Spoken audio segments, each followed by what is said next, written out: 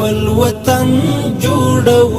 لنړۍ سره سیال. د ریاست الوزرا اقتصادي مرستیال محترم ملا عبدالغنی برادر آخوند په مشرۍ د اقتصادي کمیسیون نوبتي غونډه په مرمرینه ماڼۍ کې ترسره او د اجنډا سره سم پر ټاکل شویو موضوعاتو بحث وشو. په غونډه کې پریکړه وشوه چې د اقتصاد وزارت په مشرۍ د ترانسپورتي ستونزو د حل په موخه جوړه شوې کمیټه د ترانسپورت په سکتور کې شته ستونزې وڅېړي او خپل راپور د اقتصادي کمیسیون ته وړاندې کړي. همداراز د بې اسنادو موټرو د ګمرکي محصول پروسه او اړوندو چارو وخت د شته کړنلارې پر اساس د 1402 لمریز کال تر پایه تمدید شو. همدا ډول په غونډه کې پریکړه وشوه چې د کانونو او پټرولیم وزارت د غور ولایت د سرب او جستو کان داوطلبۍ اړوند مجموعي راپور او د تصمیم نیونې معیارونه د ریاست الوزرا اقتصادي معاونیت او د اقتصادي کمیسیون غړو وزارتونو سره شریک کړي څو د نهایي تصمیم نیونې په موخه له هر اړخیزې ارزونې وروسته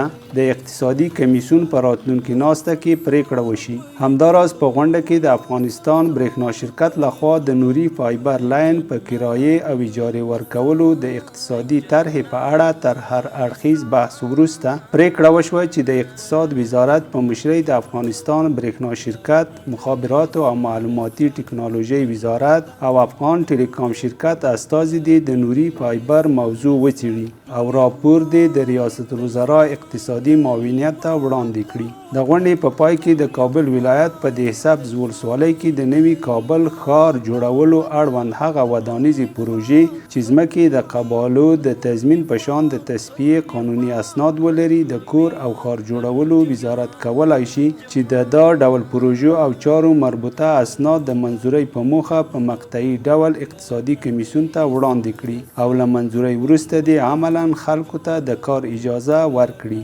خپل وطن جوړو لنړۍ سره سیال.